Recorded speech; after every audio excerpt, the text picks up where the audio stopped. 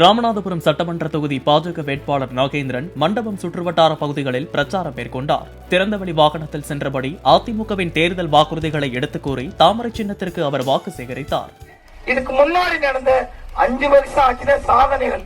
ஆனால் இந்த 5 வருஷம் அப்பா ஸ்டாலின் அவர்கள் ஆட்சியில சோதனைகள் தான் ஃபுல்லாவே. நம்ம கிராமங்களுக்கு, நம்ம பிள்ளைங்களுக்கு, நம்ம சந்ததிகளுக்கு அவங்க கொண்டு கொடுத்த ஒண்ணே கஞ்சா மட்டும்தான். கஞ்சா புழக்கம் ராமநாதபுரம் முழுக்க மூலம் முடுக்கு விட்டா எல்லா வீட்டுகளுக்கு நம்ம எப்படி லைட்டு ஃபேன் இருக்கிறது மாதிரி வந்து போல தெரியுது. அதை முற்றிலுமாக ஒழிச்சு நமக்கு இதுக்கு முன்னாடி இந்த எடப்பாடி என்ன பண்ணாங்களோ அதை விட டபுள் டைம் பண்றதுக்கு நீங்க பண்ண வேண்டியது எல்லாம் தாமக சின்னத்துல எனக்கு